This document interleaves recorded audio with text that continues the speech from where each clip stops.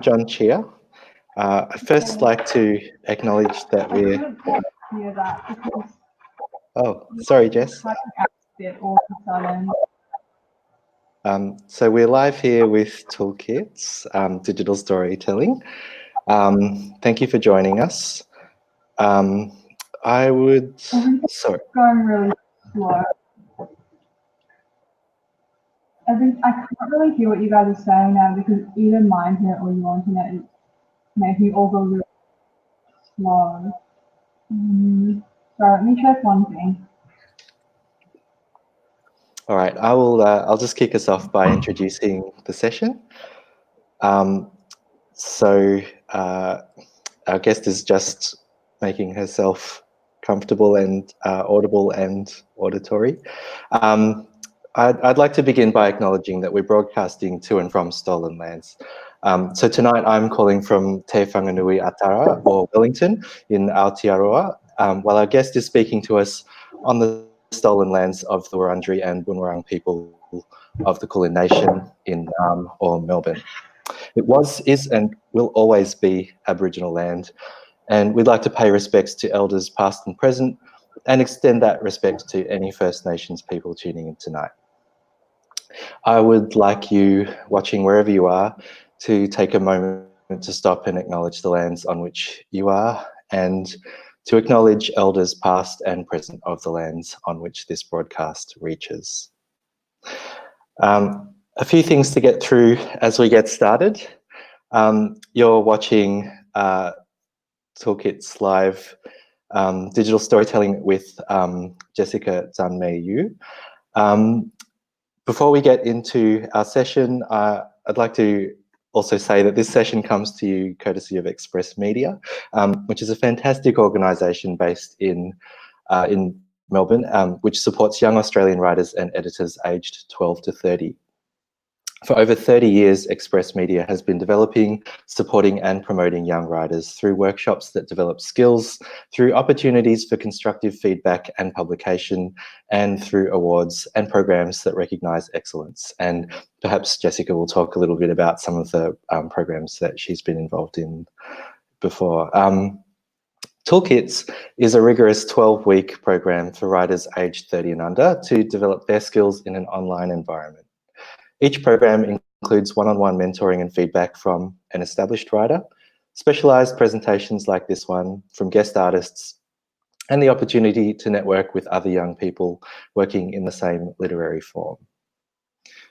So for the first time in 2019, Express Media presents Toolkits Digital Storytelling. This online course teaches the forms, skills and ethics of creating stories for the web and beyond. Over this course, participants join me, John Chia, to work through different considerations when working online, from using video and podcasting to coding, non-linear narratives and creative imagery. The limits of form are bound only by the imagination of participants.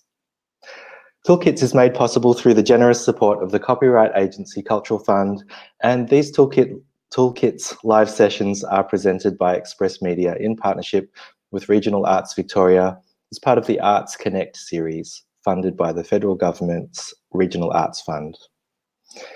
A quick little bit about me before we begin. I'm John Chia, a radio maker, musician, artist and writer.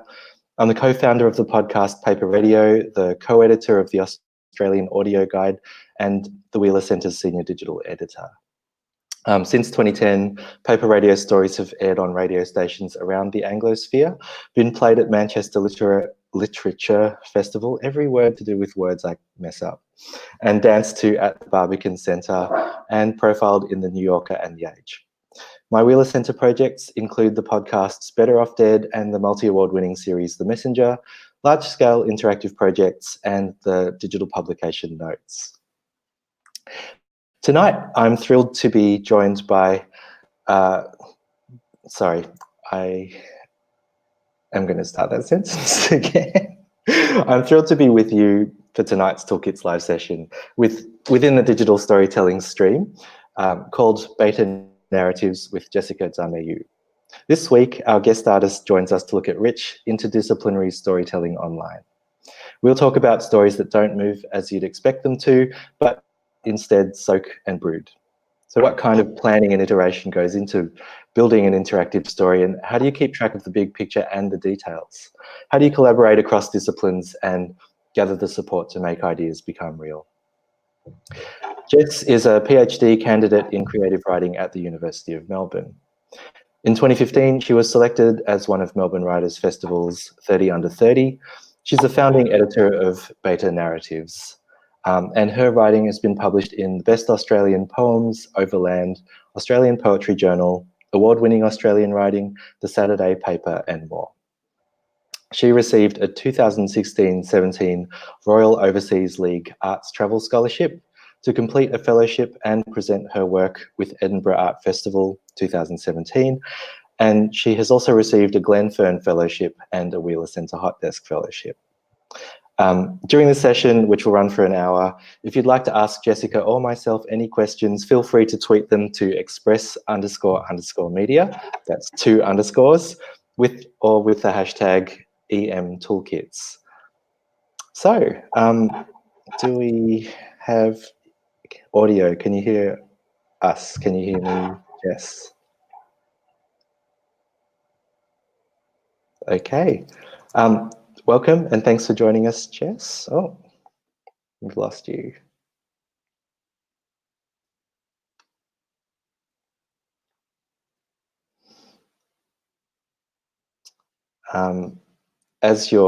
If you're waiting for Jess to come back online, you can check out Betanarratives. I say beta. You might say beta. BETA narratives.com to check out Jess's project, which is the main one that we'll be talking about tonight. We appear to be having some technical difficulties.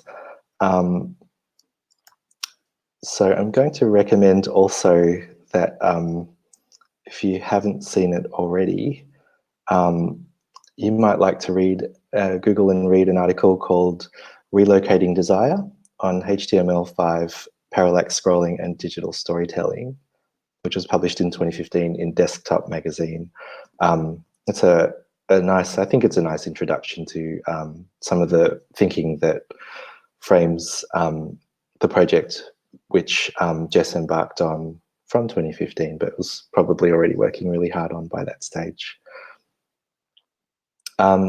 Another text that you might like to check out of Jessica's is called We Don't Use Language Like That, which was published in Overland. I won't speak for it, and I will hopefully be rejoined by Jessica in a moment.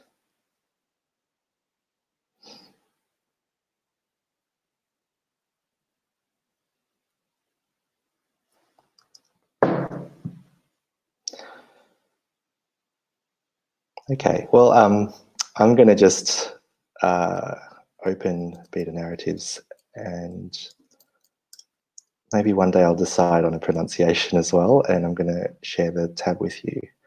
One moment.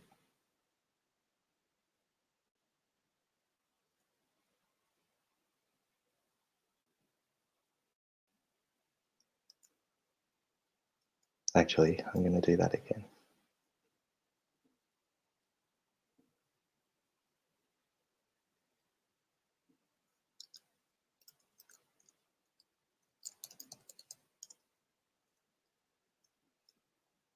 Thank you for your patience. If you are using this time to think of a question, please go ahead and tweet it with the hashtag EMToolkits. Jess is trying to reconnect, the perils of a university internet connection.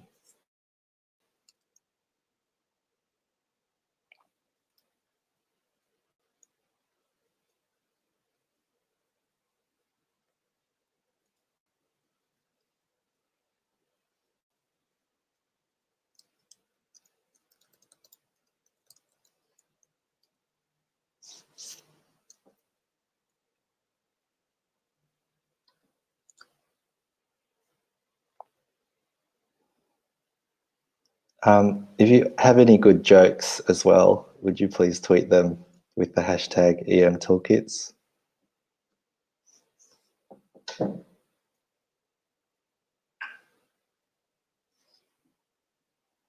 Can you, I'm so sorry, has this improved at all?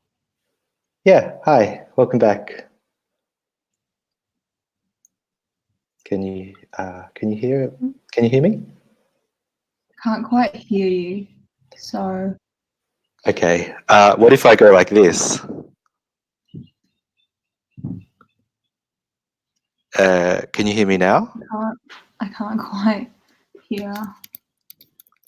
I can't hear anything. Don't use the headphones. The speaker's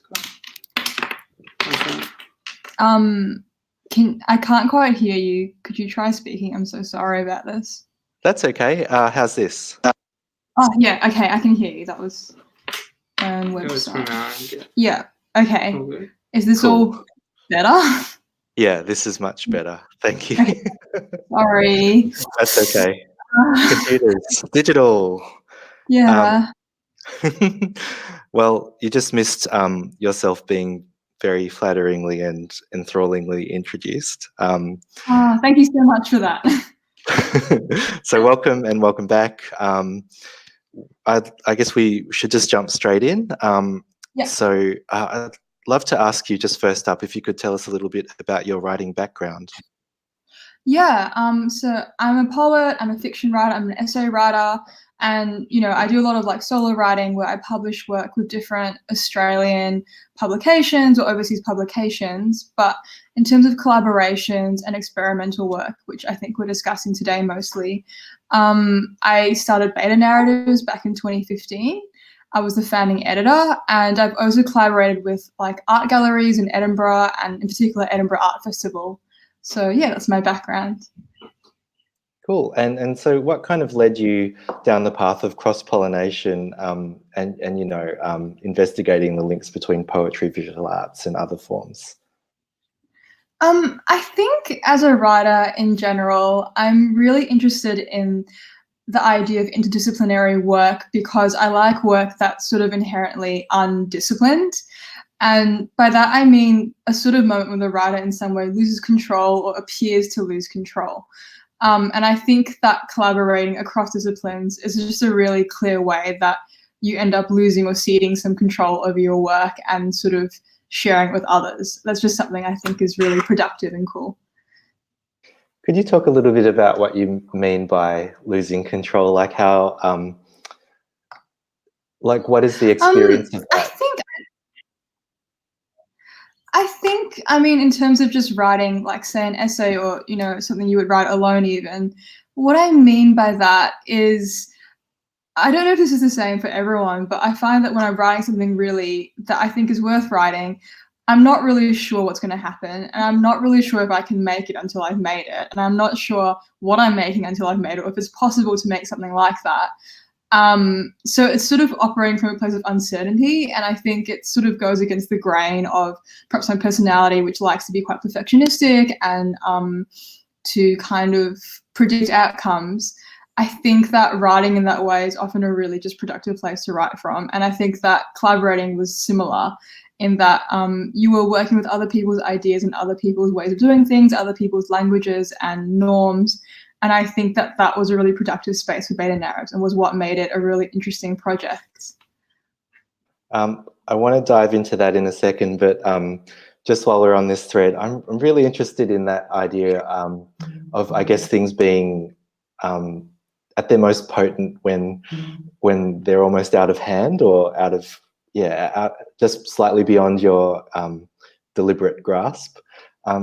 Yeah. Could you, I mean, it reminds me a little bit of also, I mean, I guess kind of outsider artists or DIY and how those, when unfinished or unrealized intentions reveal those intentions so clearly and therefore are so compelling. Is that something that you can lose if you develop a degree of familiarity? Can you lose that in your work? I guess so. I guess that's possible. For me, every single time I'm writing, I'm beset by terror, or every time I'm creating something alongside other people, I sort of have terror. And I think that's a good place to write from. I guess the name Betanarratives came from the idea that, beta meaning kind of like experiment or work in progress, or the thing before the proper thing, and seeing that as a really productive place to make stuff from, and not kind of, looking for something to be controlled or perfect or finished, but to really feel like you're putting not only like the content of what you're writing or making on the line, but also sort of your body and yourself and your image to yourself on the line as well. The possibility of failure has to be, and the kind of willingness to fail has to be a kind of big part of what you're making if you want it to be interesting, I think. I would absolutely back that statement 100%. And sorry, I keep failing not to kick the chair that's under this table. So I guess for people who aren't familiar with beta narratives, and I promise I'm going to start saying it consistently and properly soon, could you explain what is it? Yeah, well, I think really simply, Betanarratives is just an interactive narrativity magazine, which I started in 2015, and we was also sort of a collective in some ways. So I emphasize that, I'm sort of have become the face of Betanarratives, and I'm the one that perhaps you could call the founder or the person who began the idea.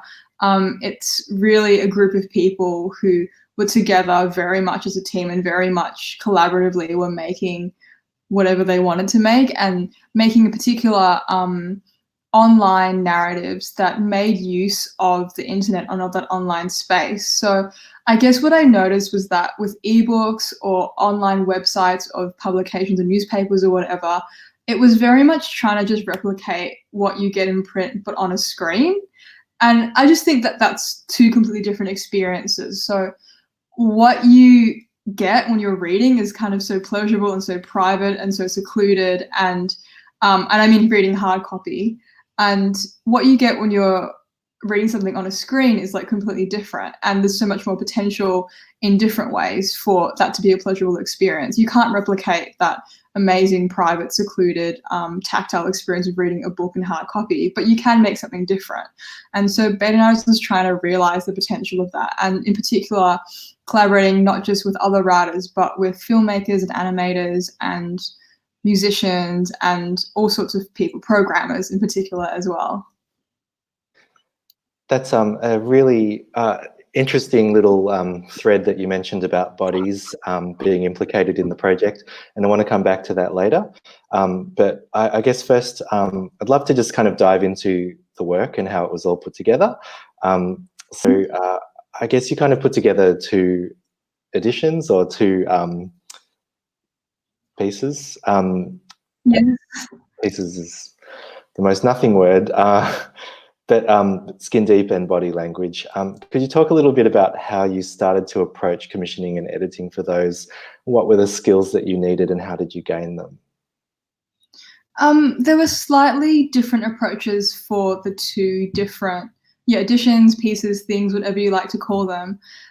Skin Deep was very much just with my team. So I had a team of people that I got together maybe once a month on a Sunday afternoon, and we just sit around and brainstorm what we wanted to do and what we wanted to make. And, we all have some different ideas, and then we just bit by bit sort of filter out the ideas that weren't so good and kind of stick with the ideas that were working well and were sticking. And so there wasn't much of a sense of that I was commissioning people external to my team at that point. For the second piece, I was commissioning different writers whose work I quite liked, and just sort of writing to them by email and saying, hey, do you want to work on this? This is what it is. And we worked with some different musicians and animators as well in that piece, because it was sort of a lot bigger in some ways. There were a lot more people involved with that one.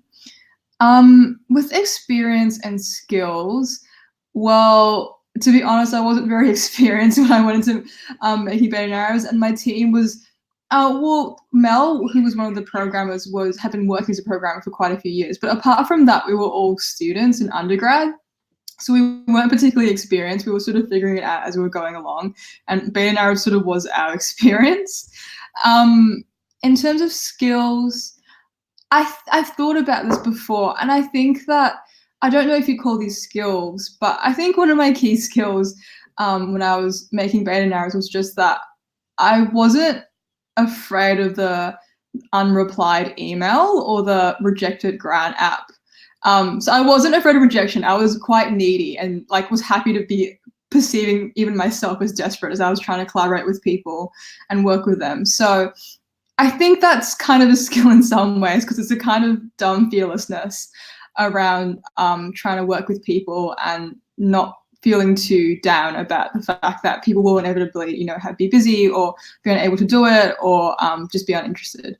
The other skill I had was, I think I had never thought of myself as like a leader type or as an editor type before, because I'm quite introverted, like a lot of writers, quite shy. And so I sort of realized as time went on that you get these sort of like secret introvert leadership skills when you're an introvert leading a team.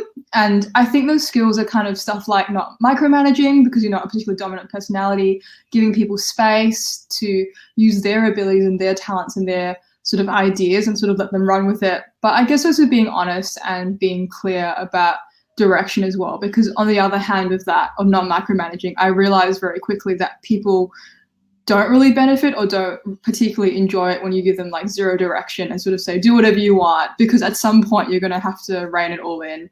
And it's just very annoying if you rein it in late, rather than if you tell them, you know, straight up where they should be going in some sense.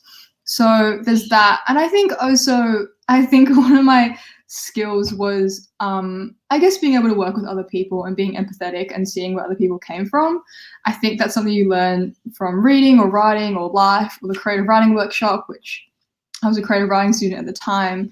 Just being able to negotiate with other people, and also valuing that enough that I think I chose most of my teammates as people who I thought would be good to work with. Like, that was sort of my first criteria. Not to say that they weren't talented and amazing, and they were, but that was sort of the most important thing to me. And I think that sort of paid off when we were actually doing the work together. It seems like a kind of a really a tricky balance to strike when you're working in a kind of a collective or team model, but it, and correct me if this is wrong, but it feels like you kind of had the unifying vision, and it was important, like it is often really important in a publication to sort of to set the agenda, and it's a new publication, so the agenda needs to be created, and the kind of core of what you're bringing people into is important. With all those techniques, was it sort of hard to balance the egalitarian in you with that kind of core thing without having a kind of example that you could point to, a precedent that had already been set? Or was that something that all those skills that you just described really made okay? Yeah, I think that there sort of are always precedents for creative work when you're making things. Even if it's not exact, you can stitch things together from different inspirations. So we were often taking inspiration from a multitude of different things, like a color palette might have come from a painting, and then we could use that as a sort of guiding factor as we were making stuff together, particularly for the visual people who are doing film or animation or graphic design, or for example, some of the other parallax scrolling Adobe 5 stuff that was online at the time. I think there was a piece by Complex that was really quite similar to what we did for Skin Deep, and there was also Snowfall by New York Times, which had a similar approach again. And we sort of modified those approaches and thought about how we would approach them if we were the ones to be making these articles. So yeah, I think, I don't want to sound as if I think Betanarratives was the newest thing ever. It was fresh and it was original, but I think it would be unwise to sort of not admit that, you know, there's always influences and there are always other people you can look to, and that can help sort of bring a team together, and that can sort of help us be inspired in the same direction. It was absolutely exciting, and really it felt very fresh when when I first saw it, and I actually I was looking through some tweets yesterday, and I had tweeted about it, how Oh, excited I really? was, and I didn't remember, you know, I Nice. wasn't looking for my own tweet, but I remembered I Oh, saw it and I was like, oh yeah, I was excited enough to thanks so much. recommend headphones and a proper computer. Oh, um, I think one of the things that you've so as when you were offline just a bit before, I recommended that people check out two of your works, just to be upfront. uh-huh. So the work in Overland, we don't use language Yeah, like that, and also the article that you wrote for Desktop in 2015, yeah, same year as you launched Betanarratives, yeah, HTML5 parallax scrolling. yeah. In that article, you kind of talked about how a lot of digital storytelling is kind of hindered by the primacy of text over image. Mm, That mm, I guess that text comes first and images embellish, and often the best writing is highly visual, and then mm, the kind of twin visual things kind of come into conflict. mm. How did you differ in your editing and commissioning and work process in that way? I mean, yeah, how did you get around that? I think that the individual people that I was getting to help write the pieces and also make the images and the animations and the films and the music were all really working as a team. So I think it requires a level of humility to be able to make space in your work and the part that you're doing for the other people that you're working with to be able to like let their medium kind of shine as well. So we were clear on how that was going to work, and I think we would often modify things so that there would be space for everyone's kind of work to shine and fit together. Um, so I think that's really helpful. I think it's similar to just being a writer and having this contract with the reader, where a really good piece of work obviously doesn't oppress the reader and tell them what to think, but gives them space. And to work out how they want to interpret or how they want to work out what a piece of work is saying or doing. And I think that sort of, that direction between the reader and the writer is sort of crosses over and is similar to the direction between the different collaborators of Betanarratives, where you're giving each other space to work on stuff and letting go and losing control, in a sense, is what I said earlier. So I guess in terms of that open-endedness, of the kind of two-way open-endedness, how do you kind of make judgments about when and how to lean into that, and when you really want to kind of just direct the reader down a particular path? How do I make those judgments? That's really difficult to answer because I think they come quite intuitively to me, just personally. I think you can, and this is going to sound so new age, but I think you can just feel the direction that a piece of work is taking you in. And you can kind of just feel when there's too much of one thing and too little of another. I guess it's, I don't know, it's kind of, it's something that I think sort of comes from inside me. So yeah, I think for me it's very intuitive, the whole process. But in terms of working with Betanarratives, I think the more concrete thing I can say is that when you're working on a team, you have so many other voices that can give their opinion and can kind of influence the way you're going with something and stick up for their bit of the piece and sort of tell you where they're coming from. So again, that thing of empathy and understanding where everyone's coming from and being able to be a good listener is really helpful in those moments, in just discerning and working out where you want to take something and what kind of cuts you want to make and what's important, basically. Cool. I'm going to shift a little bit. I think attention is a really like kind of a key concept that comes from that I've seen in the digital storytelling work that you've done and in your kind of writing about it.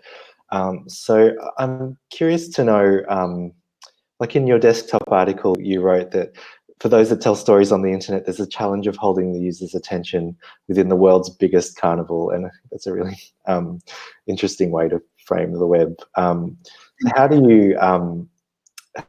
you kind of work with a writer to kind of negotiate, you know, basically when a work is distracting from itself? How do you choose one element over another? Yeah, I think that's really interesting. I forgot that I wrote that. And I think, you know, it's 4 years on and I was really young when I wrote that. And I still agree with it. But I think I've become better at being okay with someone having like 10 different tabs open while reading my thing or while looking at skin deep or body language. I think that attention is something that I think I no longer really feel the need to monopolize with my own work. And I'm sort of more okay with the idea of someone skimming or moving through something at their own pace or however they want to and having autonomy over that. I think within, as you're sort of talking about, within a team and within, you know, working with a writer or an artist or someone like that, in thinking about things that draw away from their own work, I think that is the job of the editor, to sort of work out the essence of what the work is supposed to be and to sort of highlight the moments when the writer's work is almost getting in the way of that essence. I think that's often, for me, like as an editor, I think that's often quite psychological and emotional as well as an artistic choice, because you can sort of, as you know someone better or someone you're working with better, you can sense when they may be writing something in a way that is working less well because they feel insecure about writing about a particular topic, because they feel like they're not knowledgeable enough, or they want to impress or dazzle with the way that they can write or the way that they can make something. So I think in that sense, when a work is distracting from itself, I think it sometimes comes from a writer's own sort of sense of anxiety or emotional something to do with the work, and helping the writer become aware of that and unblocked from that in the most tactful way possible is something that I think is really useful as an editor. So the kind of uncredited and sometimes dubious psychology of the role. Therapy. Yeah. Yeah. I think it's also, do you feel like it's ironic that like in a lot of ways, open-ended work online, open-ended projects and narratives are not open-ended in a lot of really other real-world ways, because they so demand your complete attention to the open-endedness in a way that, you know, a linear work, you can have a lot of tabs open and you can kind of flick back and forth and catch where you were. And yeah, does that strike you as a kind of an odd tension? Sorry, you cut out in the sound a little bit. So is it all right if you repeat the question? I didn't quite catch some of it. Yeah, of course. I guess I was just asking you if, you know, the fact that often when something published online is open-ended and non-linear and requires a level of deliberate choice and interaction from the user, it then kind of the way that you interact with it as a user is less open-ended, because it requires so much of your focused attention as opposed to something that's linear and you can kind of swap back and forth with, as you were talking about. Like, does that irony kind of take away from that? Yeah, complicate things. Yeah, I think something that I think about sometimes is that as much as I talk about wanting to keep things open-ended and wanting to keep things autonomous for the reader or the user or the audience, there is an element of illusion with that, as you sort of pointed out, where there is always going to just be a way in which the writer is, I think, or the artist or the maker or whoever it is going to be controlling your response. And even when there's almost an impression that you be the judge or you be the jury and you have autonomy as the reader or the audience, this sort of isn't as well, because, you know, a writer is selectively editing and writing and curating ideas and memories and thoughts, and that's always going to be part of the experience. I think I heard someone once say that like the experience of watching a movie was like being kidnapped. And I thought that was a really good way of sort of explaining the appeal of so much of the art that we make or we read or we watch or see or interact with. I think there is just always there's always some element of passivity for the user and the audience, but I think that's a really interesting thing to play with and to challenge in different ways through online and experimental narratives. I guess the way that a lot of people talk about deep reading and deep engagement with digital work is the amount of time that you spend with something. Somebody told me today that the average amount of time someone looks at a work of art is 6 seconds, which is not not a very long time. So I guess I'm interested to know what you think in terms of have you had experiences of trying to have people engage with the work for a longer time, not for the purposes of providing more work and having them comprehensively read through it and try to parse it, but more just like structuring, I guess, using all the tools that you have, structuring time, slowing down the process, creating gaps, pauses, spaces in which to brood. That's really interesting. I think so. I was thinking about this question, and it made me think of this article by Sarah Sharma, which I got you to upload just earlier, but I bet not many people have had a chance to read yet. But it's a really great read if you want to check it out after this. And it's called Speed Traps and the Temporal, and it sort of talks about, it's sort of a critique of these kinds of discussions around speed up and the calls to slow down, because she thinks that these ideas sort of ignore the politics of time by imagining that, as she says, time is accessible to everyone in an equal amount. And she sort of uses the example of like an Uber driver who literally speeds up, slows down, and stops according to the sort of time demands of the consumer at the other end. So it's tricky talking about slowing down because, I don't know, I just feel sort of hesitant to sort of moralize around the idea of slowing down to read or do anything, because I guess there are just different sort of political and social structures and hierarchies that control the way that we experience time. And time is not this individual experience as we sometimes think of it, of where we can manage it, control it, you know, stop procrastinating, slow down, enjoy life, hurry up. I think that exists, but we exist in time as a social experience. So it's also not always possible for a person to slow down, speed up, or do whatever kind of thing a good temporal citizen does. Having said that, I do think that works of art have the power to do that. I mean, for example, if you're reading a poem, the punctuation and the lineation and the spacing and the way that it's written kind of controls the way, I think, the way you breathe as you read it aloud to yourself, the way that you interpret its sort of tempo or its pace.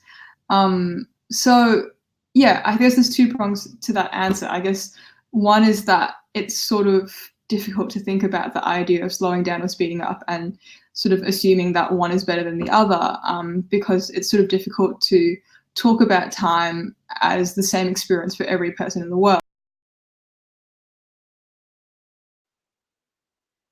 Oh no.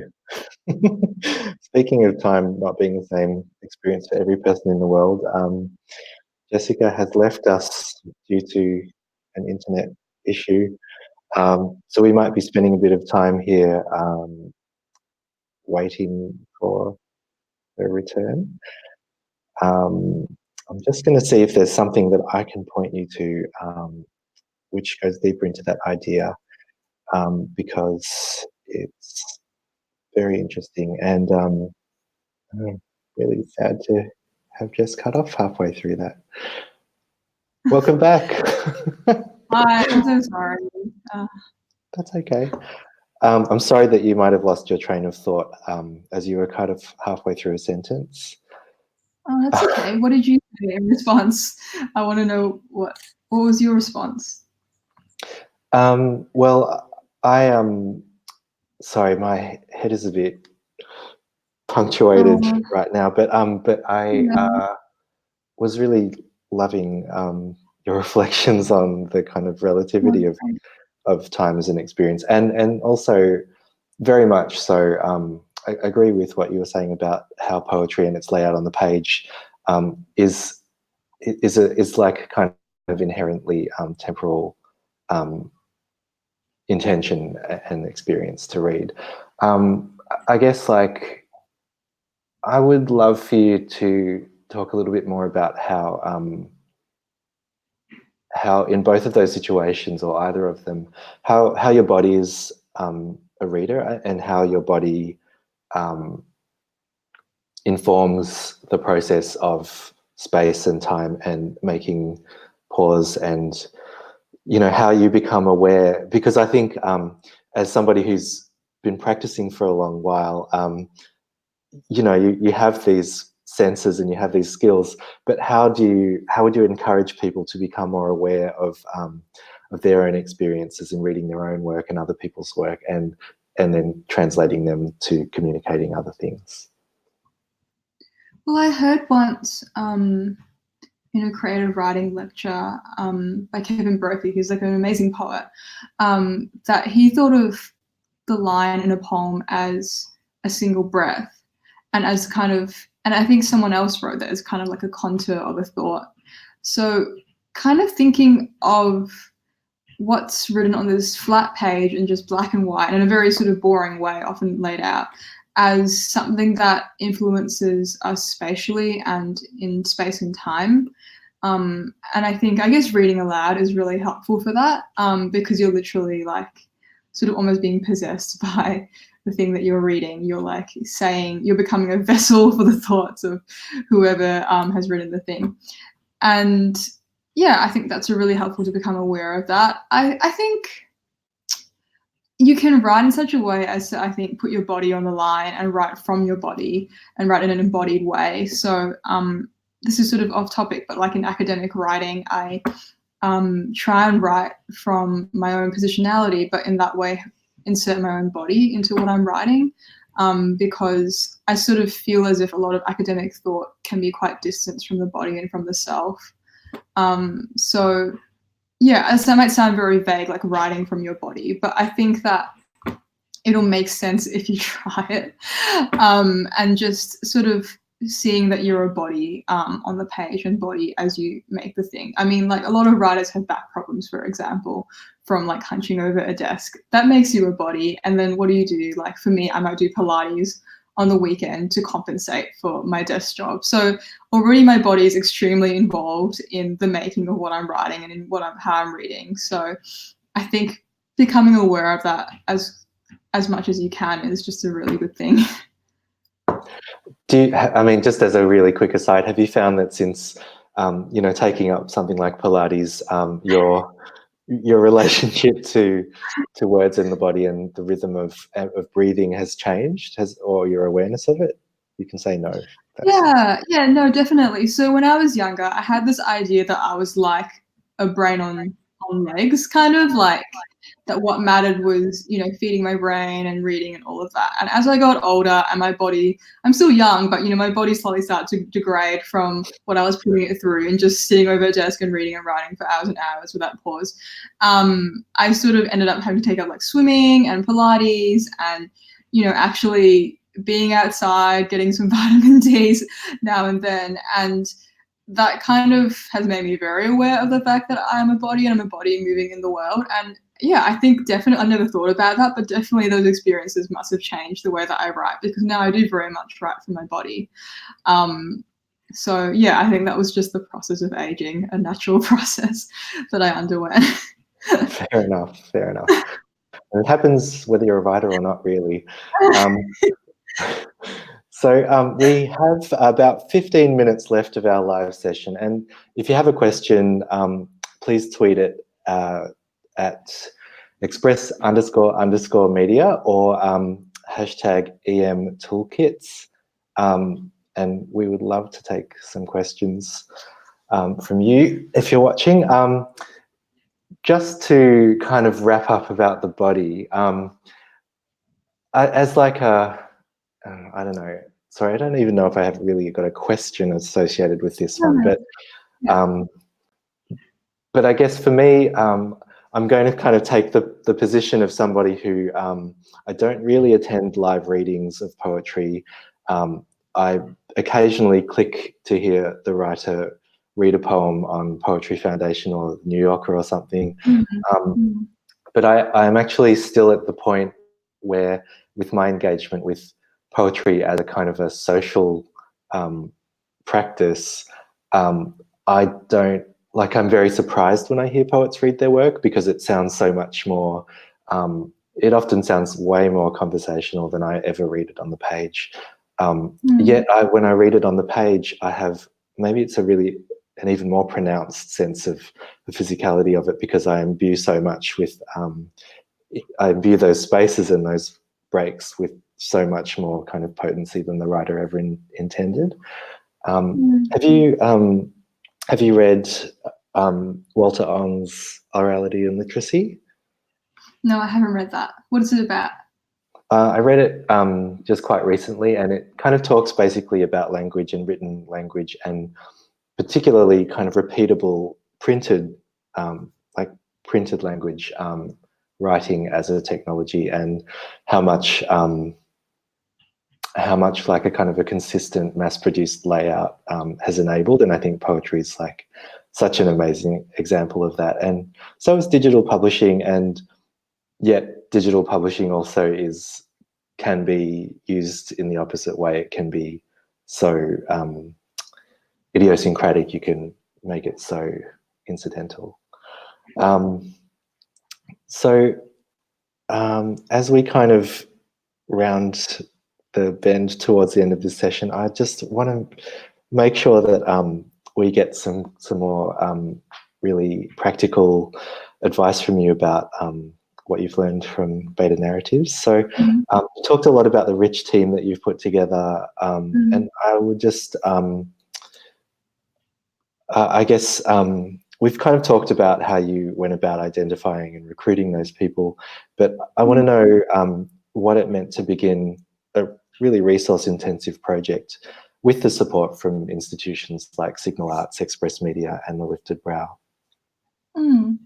Well, I mean, I don't know what there is to say besides that it was really lucky and great to have the funding and the support and almost the emotional backing of these different institutions, particularly Express and Signal. They're obviously institutions that particularly focus on helping young writers, and we were all really young at the time. We were all very much under 25, and it also kickstarted things that I think couldn't otherwise have been kickstarted, because I think with that I paid everyone who was working with me. I paid myself. Perhaps it wasn't, hour by hour, but it was a fair honorarium, I thought. And I think without that kind of funding, it's just really hard to make art sometimes for a lot of people. It just becomes a financial barrier. And yeah, just the fact that these institutions who are like really amazing and have great taste and are very supportive and encouraging actually supported our project was a really great experience, and actually enabled it all to occur, which it definitely wouldn't have without all that kind of support. Yeah, I guess I was curious about like what kind of support it was, because I'm not aware, and I think you explained it really well. Do you think you would have been able to get the project off the ground without funding? No, I don't think I could have, because I don't think I could have reasonably asked. I mean, this isn't a moral judgment of people who make art for free or who put their free time and free labor into making art. I think that's really amazing. But I don't know if I could have asked half of these people to make stuff without being able to compensate them in some way. I don't know if I would have had time myself, because I was working to support myself at the time as well, in order to make this stuff. So yeah, I don't know if it could have occurred without that kind of support. And yeah, it was just amazing, and an experience that I'm really grateful for having. Yeah. Cool. Thank you for sharing so much of your wisdom and your experience and knowledge. We've got a couple of questions that have come in through Twitter. The first one is from Beck, who asks, you said you were meeting up every Sunday to brainstorm about Betanarratives. So how long did it take from initial idea to launching? how long do you think it took to put together one of these stories? And that's, you know, taking into account other work and study. It took us ages, Beck. So thanks for asking. It took us, I think, 1.5 years for each thing that we made, because we were all working and studying as well. And, you know, that's including the time that you spend applying for grants and convincing other people that your idea is a good one in order to receive funding.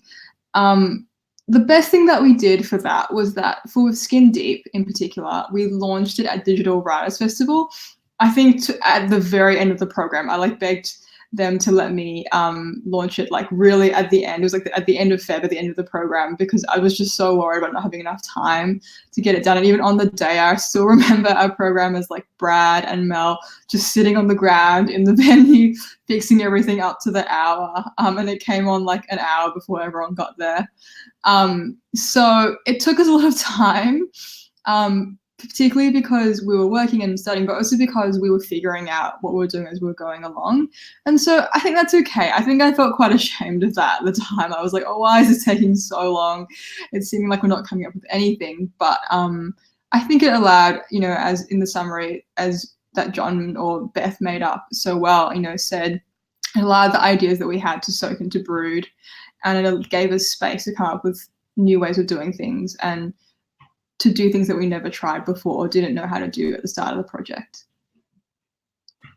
Thank you for your question, Beck. We have another question from Emma, who asks, stemming from the discussion around poetry as breath and using punctuation to control how a poem is read aloud, why is it still important to engage with poetry aloud, even if it's in print? And does the reverse work? Should we also engage with slam poetry in print? That's a really interesting question. I don't think you necessarily need to engage with poetry aloud if it's in print. Sometimes there are things that, you know, it's medium specific, right? So sometimes when something's written in print, you can see the way that it's displayed on the page, and that means something, and that's something that you can't get from a slam or spoken word poem. At the same time, you know, slam and spoken word poetry obviously does so many things that you can't do on the page. It, you know, modulates and kind of adds dynamics to what's occurring through sound and through the way that the person's moving or inhabiting the space. So yeah, both those mediums do different things. And yeah, I think it's always interesting to engage with something in a different way, just to sort of understand it from all angles. But yeah, it's really, I think, poem specific. I think it's really case by case, and whether you need to or not is something I can't really answer. But yeah, I just do encourage you to look at things from different angles, to go through that effort, because I don't know, for me, I found it really embarrassing to sit in my room and read a poem aloud to myself. So I always try not to, but when I do see that I am learning something new about the poem, and something new is sort of being revealed to me about the poem and the writer. We have a lot of questions about poetry, so I feel I'm about to be skewered for my ineptitude at reading and engaging with it. But we've got a question from Shastra, who has said, I loved how Skin Deep almost forced the reader to pause and brood at points. You'd scroll but sit with the animation or sound for a bit. Do you have strategies for implementing this stillness in page poems, or is this just down to white space and lines? Yeah, white space and lines are a great way to do that, I think. How else can you do it? Well, I don't know if you've read I don't know if it's a poem myself or a story, the piece that I had in Overland called We Don't Use Language Like That. Obviously it seems pretty all over the page and all over the place, but one thing I was trying to communicate was a sort of three-way fragmented conversation between three different people at different times. And the way I tried to communicate that was it was very ordered and structured, actually, even though it doesn't seem that way on the page. I tried to communicate that by having 3 columns, and the 3 characters each had a different column, so sort of occurring vertically on the page.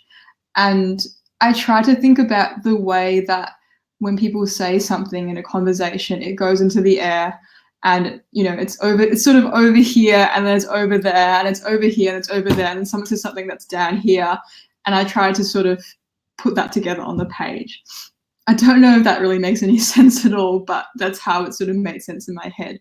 So I guess there's sort of space and time in that kind of approach. And I think the best thing about what you're asking is that you're thinking of how can I approach space and time on the page? And I think the answer is that, you know, every poem that you're writing is sort of an argument for how a poem could be written or should be written.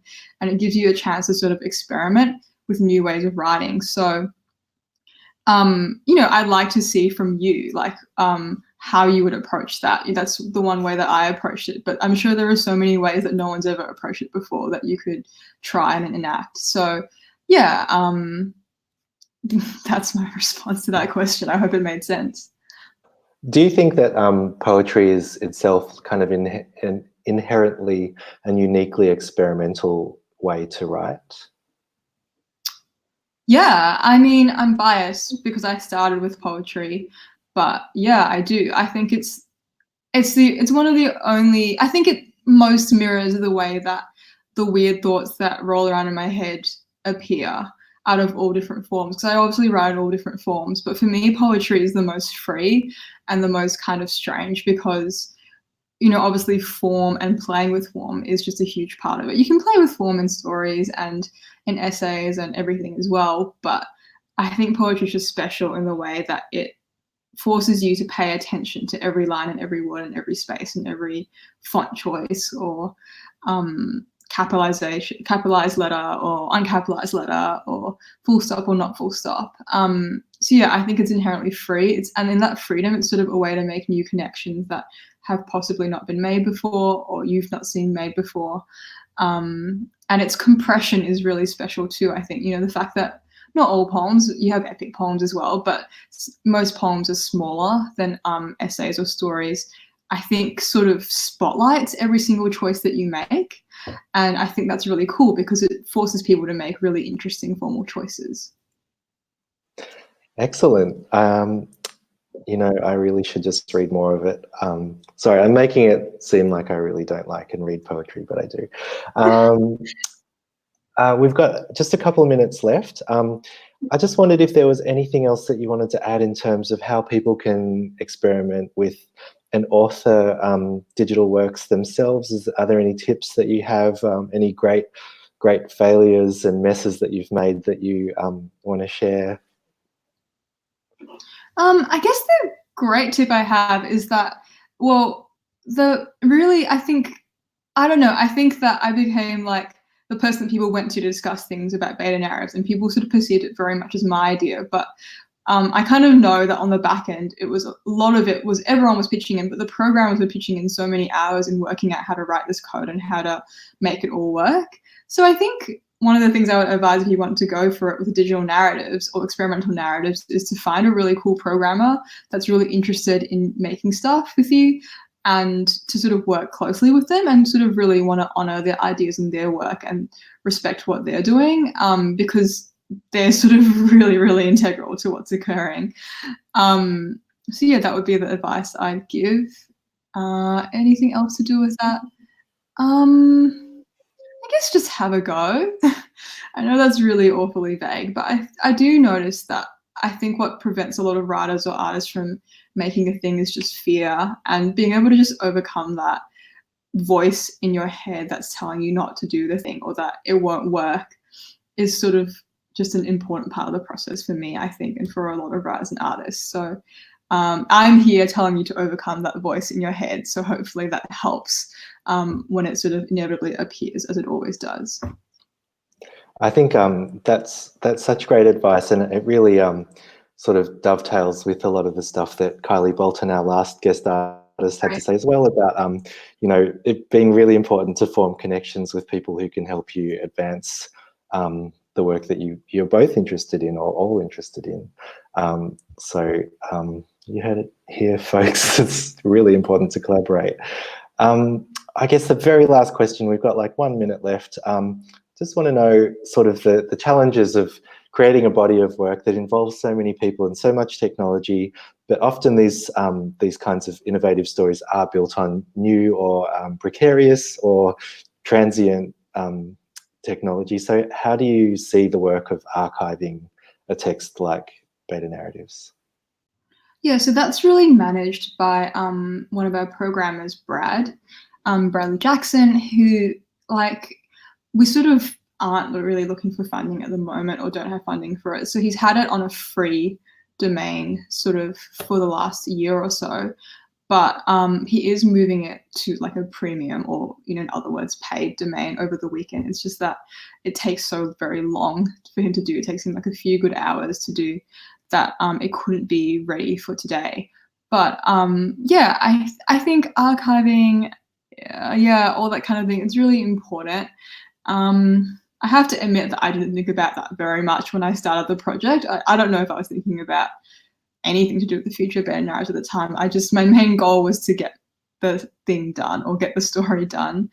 Yeah, but at the moment, the way we're approaching it is to, we have, like, you can use free domains and free servers, but they don't always work very well. So we're moving it onto a paid or a premium server on the weekend in order to let people like yourselves really keep accessing it and keep seeing it. Yeah, that's how I think I'm approaching it. Great. So if you haven't seen it, really hope that you will open a new tab after this and type in betanarratives.com and check out all the stuff there, and also check out the rest of Jessica's work. We've referred to particularly actually, would you like to spruik your website? Oh, yeah, I have a website. It has not been updated in a little bit, but it's jessicazmyu.com. And it has links to all this kind of stuff. But also I'm on Twitter, and that's where I tend to post things in real time. So my Twitter handle is just similarly Jessica Zhan Mei Yu. Thank you so much. You've been an absolutely incredible, insightful guest here on Toolkits Live. Jessica Zhan Mei Yu.